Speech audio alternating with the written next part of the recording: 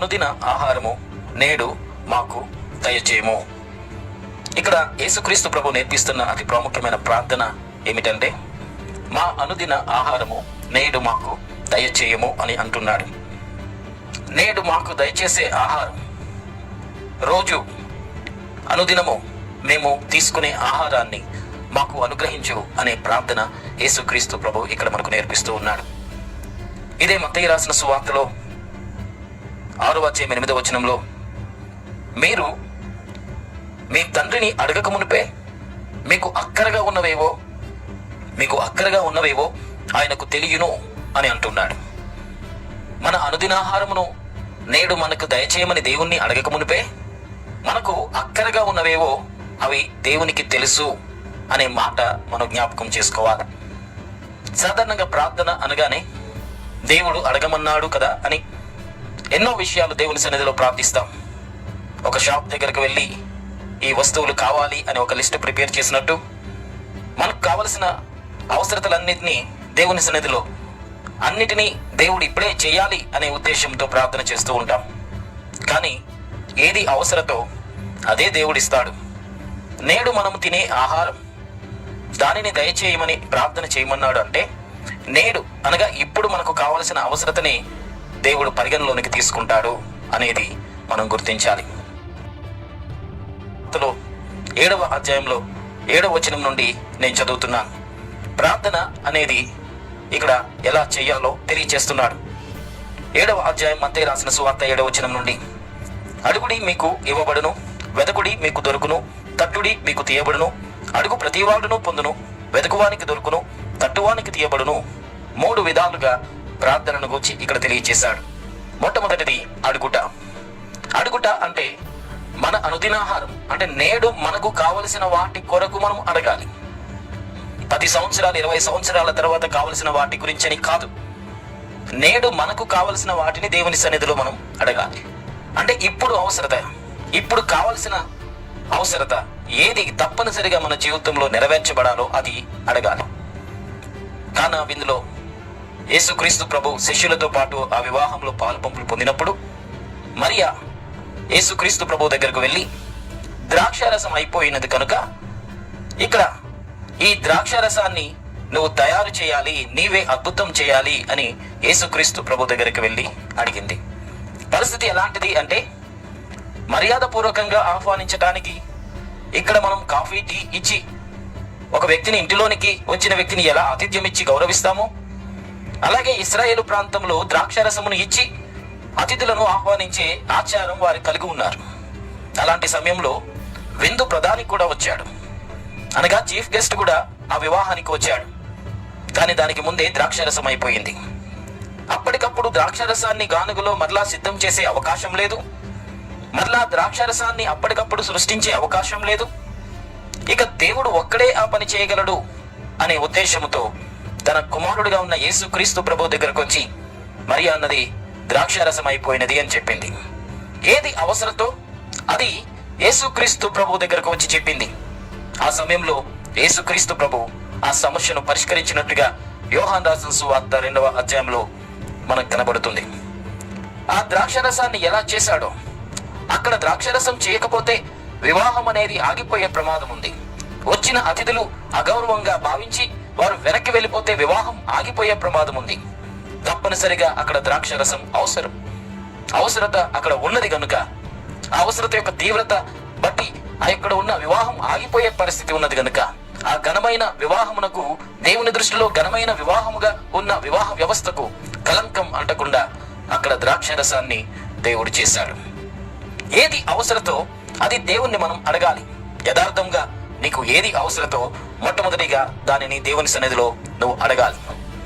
రెండవది, అడుగుడి మీకు ఇవ్వబడును అని అంటూనే వెదకుడి మీకు దొరుకును అని అన్నాడు. వెతుకుట అంటే ఏమిటి? లేని దానినే మనం వెతుకుతాం. మనకు కావలసిన అవసరత, మన జీవితంలో జరగవలసిన అద్భుతం, మనకు కావలసిన స్వస్థత, ఇలాంటి లేని విషయాలను వెతకటం అనగా విశ్వాసముతో దానిని చూడటం. హెబ్రీయులకు రాసిన పత్రిక 11వ అధ్యాయం 1వ వచనంలో, విశ్వాసం అనున్నది నిరీక్షింపబడు వాటి యొక్క నిజ స్వరూపమును, అదృశ్యమైనది ఉన్నది అనుటకు రుజువు అని. విశ్వాసం అంటే లేని దానిని చూచే విధానం, లేని దానిని చూచి ఉన్నది అని నమ్మే విధానం విశ్వాసం మనకు నేర్పిస్తుంది. అనారోగ్యం ఉన్నది, స్వస్థత నీకు లేదు, స్వస్థత నీవు ఇంకా పొందుకోలేదు అనగా స్వస్థత నువ్వు చూడాలి. దారిద్ర్యత ఉన్నది, నీకు పేదరికం ఉన్నది, ధనాన్ని నువ్వు చూడలేదు, ఇంకా ధనవంతుడు కాలేదు, ధనాన్ని నువ్వు చూడగలగాలి.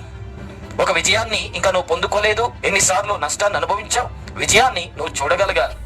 లేని దానిని నువ్వు చూడటమే విశ్వాసం. వెదకుడి మీకు దొరుకును అని అంటున్నాడంటే దేనినైతే నువ్వు అడుగుతున్నావో దాని యొక్క నిజ స్వరూపమును, ఆ అద్భుతం యొక్క నిజ స్వరూపమును, ఆ మేలు యొక్క నిజ స్వరూపమును నువ్వు చూడగలగాలి. అంతేకాని చూడకుండా కళ్ళు మూసుకున్నాం, చీకటిగా ఉంది, ఏమీ కనబడట్లేదు, ప్రభువా ప్రభు అని ప్రార్థన చేశాం, ఏమీ కనబడలేదు, అన్నిటినీ దేవుడిని అన్ని విషయాలలో దేవుణ్ణి అడిగాము, ఆమేనన్నాం. ప్రార్థన అనేది విశ్వాసంతో ముడిపడి ఉన్నది. అందుకే బైబిల్ చెప్తుంది, హెబ్రీయులకు రాసిన పత్రిక 11:6 విశ్వాసం లేకుండా దేవునికి ఇష్టలై ఉండుట అసాధ్యం. దేవుని యొద్దకు వచ్చేవాడు ఆయన ఉన్నాడని, తన్ను అడుగు వారికి ఫలం దయచేసేవాడని నమ్మవలెను గదా. అనగా నువ్వు దేవుణ్ణి అడుగుతున్నది దేవుడు నీకు తిరిగి ఇస్తాడు అనే విశ్వాసంతో లేని దానిని నువ్వు చూడగలగాలి. దానినే వెతుకుట అంటాం. నువ్వు కనుగొనాలి, లేని దానిని విశ్వాసంతో నువ్వు చూడగలగాలి. ఇది ప్రార్థనలో 2వ విభాగం. అలాగే తట్టుడి మీకు తీయబడును. తట్టుట అంటే ఏమిటి? తట్టుడి మీకు తీయబడును అంటున్నాడంటే తాళం వేసిన తలుపులు ఎవరు కొట్టరు. తాళం వేసి ఉంది గనుక ఎవరు లేరు, తలుపు కొట్టిన ఉపయోగం లేదు కాబట్టి కొట్టం. ఎప్పుడు తలుపును తడతాము అంటే తలుపు తీయటానికి లోపల ఒకరు ఉన్నారు అన్నప్పుడు, తాళం వేయలేదు ఆ తలుపు తీయబడుతుంది అని మనకు తెలిసినప్పుడు తలుపును తడతాం.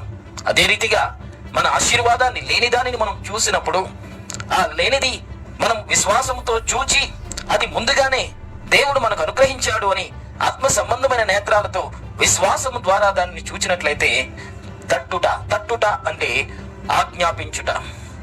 దేనినైతే నువ్వు చూస్తున్నావో ఆ కనబడని ప్రపంచం నుండి నీ అద్భుతాన్ని నువ్వు పొందుకోవటానికి ఆజ్ఞాపించాలి. నువ్వు చూసిన ఆశీర్వాదాన్ని యేసు నామమున ఆ ఆశీర్వాదం నాకు కలుగునుగాక అని ఆజ్ఞాపించాలి. ఉదాహరణకు అనారోగ్యంతో నువ్వు ఉన్నావు, యేసు క్రీస్తు ప్రభు పొందిన గాయాలను నువ్వు చూడాలి. ఆయన పొందిన దెబ్బల చేత నీకు స్వస్థత కలిగినది గనుక ఆ స్వస్థతను నువ్వు ఆజ్ఞాపించాలి. యేసు నామమున ఈ స్వస్థత వచ్చునుగాక. మన నిమిత్తం యేసు క్రీస్తు ప్రభు దరిద్రుడిగా మార్చబడ్డాడు అని బైబిల్ చెప్తుంది. మనకున్న దరిద్రతను చూడటం కాదు, యేసు క్రీస్తు ప్రభు ఆయన దరిద్రుడిగా మార్చబడి మనలను ధనవంతులుగా చేశాడు గనుక ఆయన ద్వారా వచ్చిన ధనాన్ని, ఆశీర్వాదాన్ని మనం చూడాలి. శాపగ్రస్తమైన స్థితికి బదులు ఆయన ద్వారా కలిగిన ఆశీర్వాదాన్ని మనం చూడాలి. ఇటు రీతిగా యేసుక్రీస్తు ప్రభు సిలువలో అన్నిటినీ ఆయన మనకు అనుగ్రహించాడు. కొన్ని త్వరగా తెలియచేస్తాం. ఆయన దెబ్బలు తిన్నది మనకు స్వస్థత కలుగు చేయటానికి. ముళ్ళ కిరీటం పెట్టుకుని నువ్వు రాజువా అని హేళన చేయబడ్డాడు, అవమానపరచబడ్డాడు.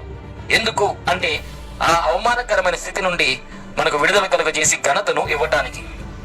యేసుక్రీస్తు ప్రభు ఆయన చెంపల మీద కొట్టబడ్డాడు, కళ్ళకు గంతలు కట్టబడి నిన్ను కొట్టిన వాడెవడో ప్రవచించు అని యేసుక్రీస్తు ముఖం మీద ఉమ్మువేసి హేళన చేస్తే మన జీవితంలో మనం ఎదుర్కొనే ప్రతి నింద, ప్రతి అవమానం, మనలను బాధించే ప్రతి విషయం నుండి యేసుక్రీస్తు ప్రభు మనకు విడుదల కలుగు చేయడానికి అట్టి రీతిగా యేసుక్రీస్తు ప్రభు అపహాసకుల మధ్య హేళన చేయబడ్డాడు, నిందించబడ్డాడు. నువ్వు రాజువా అని అనేకుల చేత ఆయన అవమానాన్ని వరించాడు.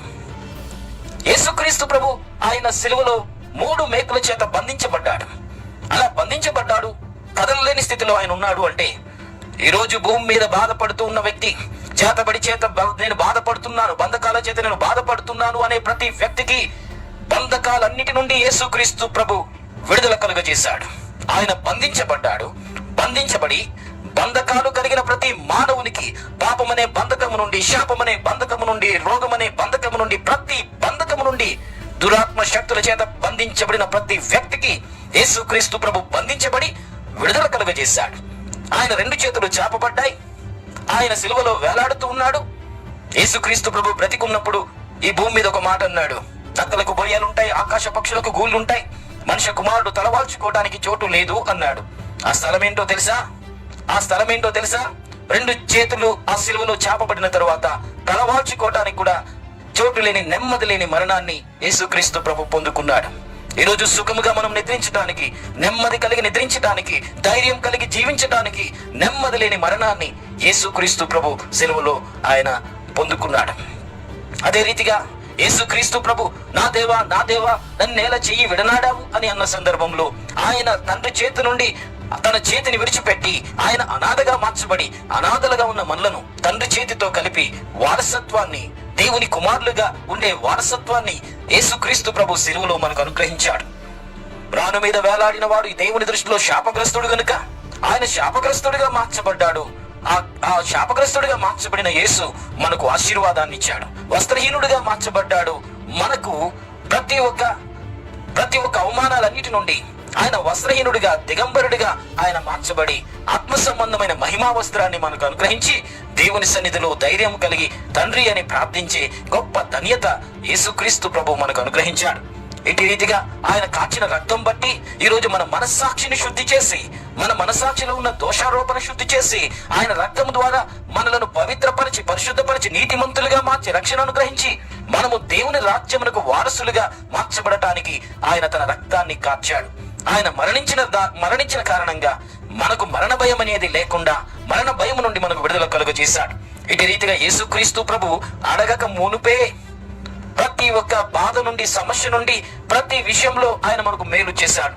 అందుకే ప్రార్థన చేస్తున్నప్పుడు యేసుక్రీస్తు ప్రభు ద్వారా అన్నిటిని మనం పొందుకున్నామని నమ్మి వాటిని చూచి ఆ ఆశీర్వాదాన్ని మనకు కలుగునట్లుగా మన అధికారాన్ని ఉపయోగించి ఆజ్ఞాపించాలి.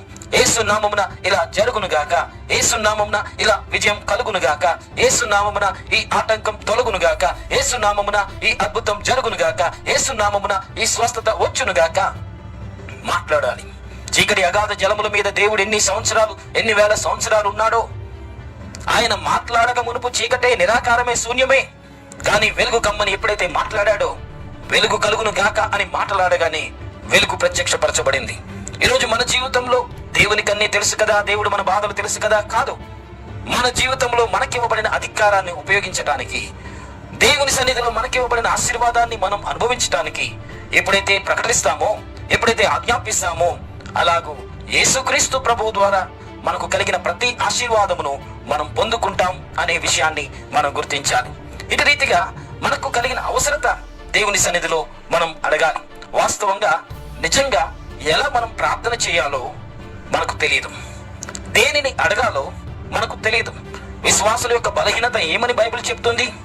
రోమీలకు రాసిన పత్రిక 8వ అధ్యాయం 26వ వచనంలో ఏమని బైబిల్ మనకు తెలియచేస్తుంది? వాస్తవంగా విశ్వాసులుగా ఉన్న మనకి ప్రార్థన చేయటం ఎలాగో మనకు తెలియదు. రోమీలకు రాసిన పత్రిక 8వ అధ్యాయం 26వ వచనంలో ఆత్మయు మన బలహీనతను చూచి, మన బలహీనత చూచి, ఏంటి ఆ బలహీనత? ఆ బలహీనత చూచి మనకు సహాయం చేయుచున్నాడు. ఏలయనగా మనము యుక్తముగా ఎలాగూ ప్రార్థన చేయవలెనో మనకు తెలియదు. మన బలహీనత అదే. యుక్తముగా అనగా మంచిగా జవాబు కలిగించే ప్రార్థన, మంచిగా దేవుని యొద్ద నుండి జవాబు తీసుకుని వచ్చే ప్రార్థన ఎలా చేయాలో మనకు తెలియదు. మన బలహీనతను ఆత్మ చూస్తూ మనకు సహాయం చేస్తున్నాడు. ఏలయనగా మనము యుక్తముగా ఎలాగూ ప్రార్థన చేయవలెనో మనకు తెలియదు గాని ఉచ్చరింప సఖ్యము కాని మూలుగులతో ఆ ఆత్మ తానే మన పక్షముగా విజ్ఞాపన చేయుచున్నాడు. మరియు హృదయములను పరిశోధించువాడు ఆత్మ యొక్క మనసు ఏదో ఎరుగును. ఏలయనగా ఆయన దేవుని చిత్త ప్రకారం, చూడండి ఎలాంటి ప్రార్థన చేయాలో. పరిశుద్ధాత్ముడు దేవుని చిత్త ప్రకారం, దేవుని యొక్క చిత్త ప్రకారం పరిశుద్ధుల కొరకు విజ్ఞాపన చేస్తూ ఉన్నాడు. ఎలా పడితే అలా కాదు, ఏది పడితే అది కాదు. పరిశుద్ధాత్ముడు దేవుని చిత్తానుసారమైన ప్రార్థన మనలో ఉండి ఉచ్చరింప సఖ్యము కాని మూలుగులతో మన పక్షమున ప్రార్థన చేస్తూ ఉన్నాడు. అదే మనం నోరు తెరిస్తే, అదే మనం ప్రార్థించడం మొదలు పెడితే ప్రార్థన ఎలా చేయాలో అది మనకు తెలియదు, మనకు రాదు. అది మన బలహీనత అని బైబిల్ సెలవిస్తుంది. కాబట్టి మన జీవితంలో ప్రార్థన అనగానే అన్నిటినీ దేవుణ్ణి అడిగితేనే దేవుడిస్తాడు. లేదా దేవుడు మనకు తండ్రి దగ్గర మనం అడుగుతున్నాము అంటే అధికారం కలిగిన వారముగా అడగాలి. అధికారం లేనట్టు కన్నీటితో ఏడవటం కానీ, దుఃఖంతో ఏడవటం కానీ, లేక మనసును బాధించుకోవటం కానీ, ఉపవాసాలతో మనలను మనం కఠినంగా మన శరీరాన్ని నలగొట్టుకోవటం కానీ, లేదా మన జీవితంలో ఏదో దీన స్థితిలో ఉన్నప్పుడే ఆయన దయ చూపిస్తాడు అన్నట్టుగా కానీ కాదు. ఆయన తండ్రి అయినప్పుడు మనకు కలిగిన అధికారాన్ని మనం ఉపయోగించుకోవాలి. మనం కుమారులము కనుక ప్రతి విషయంలో దేవుడు మనకు అనుగ్రహిస్తాడు. ఎప్పుడు ఏది కావాలో అది ఇస్తాడు. తప్పిపోయిన కుమారుని యొక్క కథ మనకు తెలుసు. తండ్రి దగ్గర ఆస్తి ఉన్నప్పటికీ, అది పంచిపెట్టినప్పటికీ ఆ ఆస్తి తండ్రి తన తదనంతరం పిల్లలకి చెందుతుంది. కానీ చిన్న కుమారుడు ఏమనుకున్నాడు? తండ్రి యొద్ద నేను ఉండకూడదు, స్వతంత్రుడిగా ఉండాలి, తన ఆధీనంలో అధికారం క్రింద నేను ఉండకూడదు, అన్నిటిలో తన ఆజమాయిషి నాకు వద్దు, నేను దూరంగా వెళ్ళిపోవాలనుకున్నాడు. తండ్రి ఇచ్చేశాడు, అడిగింది ఇచ్చేశాడు, కానీ ఎలా ఉపయోగించాలో ఆ కుమారునికి అర్థం కాలేదు. తనకు రావాల్సిన ఆస్తి అంతా కూడా ఇచ్చేశాడు, కానీ ఆ ఆస్తిని ఎలా భద్రపరచుకోవాలో తన కుమారునికి అర్థం కాలేదు. ఆఖరికి తండ్రికి దూరం వెళ్ళిపోయిన వ్యక్తి చివరిగా తన తప్పును తెలుసుకుని అంత దూరం నుండి మరలా తిరిగి అడుగు వేస్తున్నప్పుడు ఎందుకు ఇంత దూరం నా తండ్రిని విడిచిపెట్టి వచ్చాను అని ఎంతో బాధపడ్డాడు. నేను వెళ్ళి మా తండ్రిని మళ్ళా క్షమాపణ అడగటానికి కూడా అర్హుణ్ణి కాదు, పరలోకమందున్న దేవునికి తండ్రికి వ్యతిరేకంగా నేను పాపం చేశాను, అయ్యో అని తన్ను తాను దేవుని సన్నిధిలో చేసిన తప్పును బట్టి, తండ్రి ఎదుట చేసిన తప్పును బట్టి నాకు ఇక క్షమాపణే లేదు అనే విధంగా బాధపడ్డాడు. దేవుడు అడిగితే ఇవ్వడు అని కాదు, దేవుడు అడిగితే ఇస్తాడు. అడిగినది శ్రేష్టమైనదే దేవుడిస్తాడు. ఆ శ్రేష్టమైనది ఏంటి అని బైబిల్ చెప్తుంది. శ్రేష్టమైనది దేవుడు ఏమని అనుగ్రహిస్తాడు, ఏది అనుగ్రహిస్తాడని అనుకుంటున్నాం. అందుకే ఇందాక మనం చదివిన వాక్య భాగంలో మత్తయి రాసిన సువార్త 7వ అధ్యాయంలో 7వ వచనం నుండి అడుగుడి మీకు ఇవ్వబడును, వెతుకుడి మీకు దొరుకును, తట్టుడి మీకు తీయబడును అని చెబుతూ 12వ వచనంలో మనుషులు మీకు 11వ వచనంలో మీరు చెడ్డవారై ఉండి మీ పిల్లలకు మంచి ఈవులను ఇయ్య ఎరిగి ఉండగా పరలోకమందున్న మీ తండ్రి తన్ను అడుగు వారికి అంతకంటే ఎంతో నిశ్చయముగా మంచి ఈవులు, శ్రేష్టమైన ఈవులు అనుగ్రహించును అని చెప్పాడు. ఇదే మాట లూకా రాసిన సువార్త 11వ అధ్యాయంలో ఇటు రీతిగా ఆ శ్రేష్టమైనది ఏమిటో ఇక్కడ రాయబడింది. లూకా రాసిన సువార్త 11వ అధ్యాయంలో 13వ వచనంలో ఏమిటంటే, పరలోకమందున్న మీ తండ్రి తన్ను అడుగు వారికి పరిశుద్ధాత్మను ఎంతో నిశ్చయముగా అనుగ్రహించను. దేవుని యొద్ద ఉన్న శ్రేష్టమైనది ఏంటి? అది దేవుడు మనకిస్తాడు అని బైబిల్ చెప్తుంది. తన్ను అడిగే వారికి దేవుడు ఇచ్చే ఆశీర్వాదకరమైన, ఉన్నతమైన, ప్రశస్తమైన బహుమానం ఏమిటి అంటే పరిశుద్ధాత్మను ఎంతో నిశ్చయముగా అనుగ్రహిస్తాడు. పరిశుద్ధాత్మ అనేది దేవునితో మనలను సహవాసముగా మార్చడం మాత్రమే కాదు, దేవునితో మనము సంబంధాన్ని కలిగి ఉండటం, వారసత్వం కలిగి ఉండటం, స్వాతంత్ర్యం కలిగి ఉండటం, అధికారంలో పాలిభాగస్తులుగా ఉండటం, ప్రతిదీ పరిశుద్ధాత్మ ద్వారా మనకు దేవుడు అనుగ్రహించాడు. కాబట్టి తను అడుగు వారందరికీ పరిశుద్ధాత్మను అనుగ్రహించాడు. అదే పరిశుద్ధాత్ముడు ఉచ్చరింప సఖ్యము కాని మూలుగలతో మన పక్షమున ఆత్మలో ప్రార్థన చేస్తూ ఉన్నాడు. ఇలా ఆత్మలో ప్రార్థించిన అనుభవము ఎవరికైనా బైబిల్లో కలిగి ఉన్నారా అంటే 2 ఉదాహరణలను నేను మీకు తెలియజేస్తాను.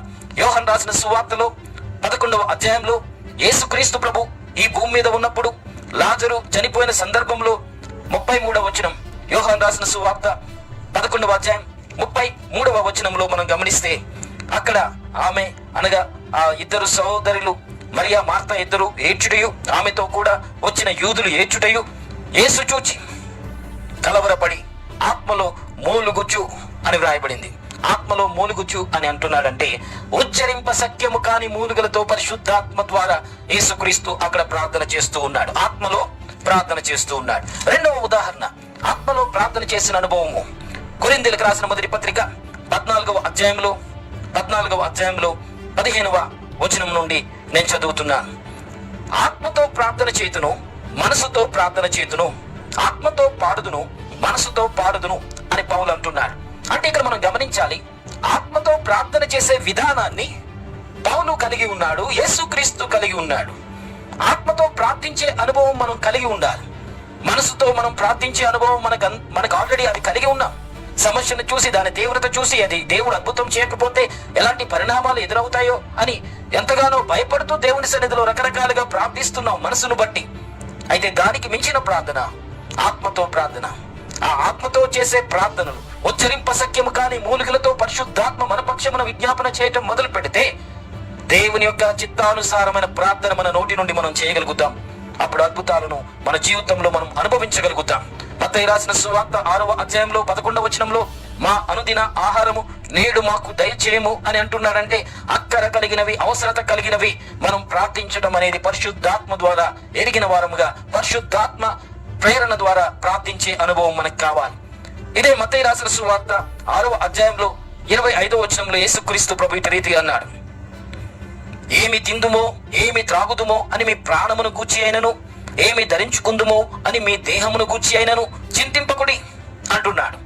మన జీవితంలో భవిష్యత్తును గురించి ఆలోచించినప్పుడు ఏంటో ఏం జరుగుతుందో అని అనేక సమస్యల మధ్య మన జీవితం ఉంటూ ఉన్నప్పుడు దేవుడు ఎలా అద్భుతం చేస్తాడో, మన భవిష్యత్తు ఏమిటో అనే ప్రశ్నలు మనకు కలుగుతూ ఉన్నాయి. అందుకే యేసు ప్రభు అన్నాడు, ఏమి త్రాగాలో ఏమి తినాలో అని మీ ప్రాణము గూర్చైనను, ఏమి ధరించుకుందామో అని మీ దేహమును గూర్చైనను మీరు చింతించొద్దు. ఆహారము కంటే ప్రాణమును, వస్త్రము కంటే దేహమును గొప్పవి కావా అంటూ ఒక మంచి మాట చెప్పాడు. 26వ వచనంలో, మత్తయి రాసిన సువార్త 6వ అధ్యాయం 26వ వచనంలో, ఆకాశ పక్షులను చూడండి, అవి విత్తవు, కోయవు, కొట్టలు, కూర్చుకునవు, అయినను మీ పరలోకపు తండ్రి వాటిని పోషించుచున్నాడు. మీరు వాటి కంటే బహు శ్రేష్ఠుడు కారా? ఏ పక్షి, ఏ పిచ్చుక తన గూటిలో ఆహారాన్ని నిల్వ చేసుకున్న పక్షులు, పిచ్చుకలను మీరు చూసారా? ఆహారాన్ని నిల్వ చేసుకుని ఆ గూటిలో దాచుకున్న పక్షులు, పిచ్చుకలు ఏమైనా ఉన్నాయా? ఇల్లు ఖాళీ, గూడు ఖాళీ. కానీ ఉదయాన్నే కిలకిలమని దేవుణ్ణి స్తుతిస్తూ సంతోషంగా, వాతావరణంతో కూడా సంబంధం లేదు, అది ఎండాకాలమా వానాకాలమా ఎలాంటి కాలమో, కానీ ఉదయాన్నే సంతోషంగా గూటి నుండి బయటకు వస్తుంది. ఇల్లు ఖాళీ, రేపటిని గూర్చిన చింత వాటికి లేదు. ఆకాశమందున్న పక్షులను దేవుడు పోషిస్తున్నాడు. అవి దేవుని మీద ఆధారపడే జీవితాన్ని మనకు తెలియజేస్తున్నాయి. 31వ వచనంలో, ఏమి తిందుమో, ఏమి త్రాగుదమో, ఏమి ధరించుకుందుమో అని చింతించకుడి, అన్యజనులు వీటన్నిటి విషయమై విచారిస్తారు. ఇక్కడ ఏమిటి? ఈ విషయంలో ఏమి తినాలి, ఏమి త్రాగాలో, ఏమి ధరించుకోవాలనే భవిష్యత్తును గురించి మీరు ఆలోచించొద్దు, భయపడొద్దు, చింతించొద్దు. వాటిని గూర్చి ఎవరు ఆలోచిస్తారు? ఎవరైతే దేవుణ్ణి, నిజమైన దేవుణ్ణి తెలుసుకున్నారో, ఎవరు నిజమైన దేవునికి దూరస్తులుగా ఉంటారో, ఎవరు దేవుని మీద ఆధారపడరో వారు చింతిస్తారు. మనం కాదు. ఇంకా ఇక్కడ అంటున్నాడు 32, 33 వచనాల్లో, ఇవన్నీ మీకు కావాలనని మీ పరలోకపు తండ్రికి తెలియను, కాబట్టి మీరు ఆయన రాజ్యమును నీతిని మొదట వెతుకుడి, అప్పుడు అవన్నీ మీకు అనుగ్రహించబడును. అంత మాత్రమే కాదు, 34వ వచనంలో, రేపటిని గూర్చి చింతింపకుడి, రేపటి దినము దాని సంగతులను గూర్చి చింతించును. చిట్ట చివరికి ఒక మాట అన్నాడు, ఏనాటికి ఆ నాటికి చాలని. ఏనాటికి ఆ నాటికి చాలు అంటే అర్థం ఏంటో తెలుసా? భవిష్యత్తు ఏమైపోతుందో అనే భయముతో, అవిశ్వాసముతో, లేనిపోనిదన్నిటిని మనం ఊహించుకొని భయపడుతూ దేవుని సన్నిధిలో ప్రార్థన చేస్తూ, జరగని నష్టం జరిగినట్టుగా, కలగని అనారోగ్యం కలిగినట్టుగా, ఏదో ఉపద్రవం సంభవించినట్టుగా, అపజయాలు కలిగినట్టుగా, బలహీనలు అయిపోయినట్టుగా, లేనిపోని ఆలోచనలు, అవిశ్వాసంతో మన జీవితంలో దినదినము రాను సంతోషానికి బదులు దుఃఖాన్ని, ఆశీర్వాదానికి బదులు శాపాన్ని, విజయానికి బదులు అపజయాన్ని, ఇలాగ మన జీవితంలో సమస్యలు సృష్టించుకుంటున్నాం. ఇక చాలు, ఏ నాటి కీడు ఆ నాటికి చాలు, ఏ నాటి అవిశ్వాసం ఆ నాటికి చాలు. ఇక భవిష్యత్తును గూర్చి ఇక భయం లేదు. రేపటిని గూర్చి చింతించే పని మనది కాదు. రేపటి దినం సిద్ధపడే రీతిగా తన్ను మన కొరకు సిద్ధపరుచుకుంటుంది. రేపటి దినం మనకు కావలసినవి ఎలా సమకూర్చాలో, భవిష్యత్తులో మనకు కావలసినవి ఎలా సమకూర్చబడాలో, రానున్న సమయమే ప్రతిదీ మనకు కావలసిన ఏర్పాట్లను చేస్తుంది. ప్రతి దినము మన కొరకు పని చేస్తుంది.